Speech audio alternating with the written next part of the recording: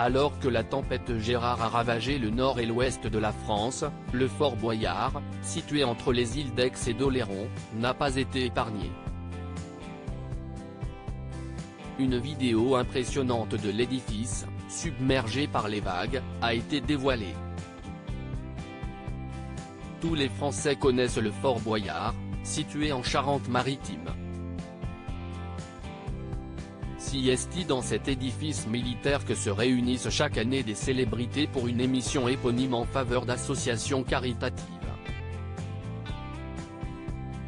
Le jeu, présenté par Olivier Mine et lancé pour la première fois en 1990, fait partie des émissions phares de l'été et probablement des programmes les plus cultes du petit écran français.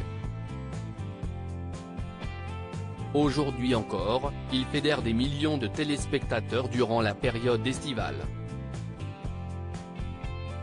Mais en ce mercredi 18 janvier, si est pour une bien triste raison que le fort Boyard fait parler de lui, la tempête Gérard, qui a touché le nord et l'ouest de la France en début de semaine, n'a pas épargné la fortification, nichée en plein milieu du Pertuis d'Antioche, entre les îles d'Aix et d'Oléron.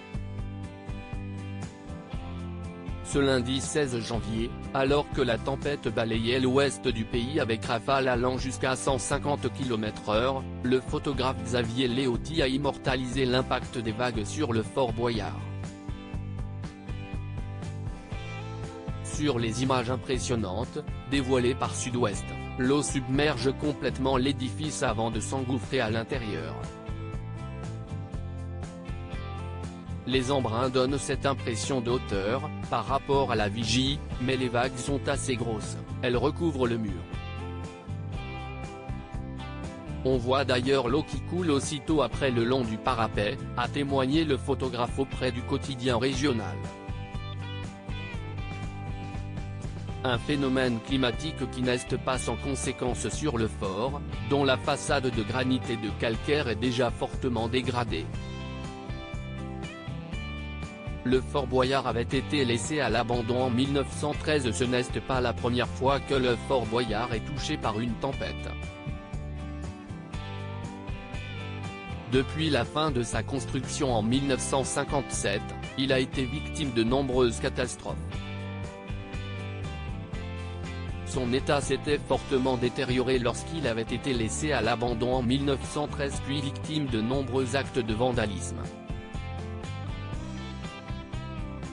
Si est finalement son rachat par Jacques-Antoine en 1988 et sa rénovation financée par le Conseil général de Charente-Maritime qui lui a permis de retrouver sa superbe. Sans compter sur le jeu culte Fort Boyard, qui lui a donné une toute autre dimension aux yeux des Français. Malheureusement, depuis que l'édifice a perdu son brise-lames, un dispositif de protection, la pointe nord du fort est à la merci des caprices de la mer.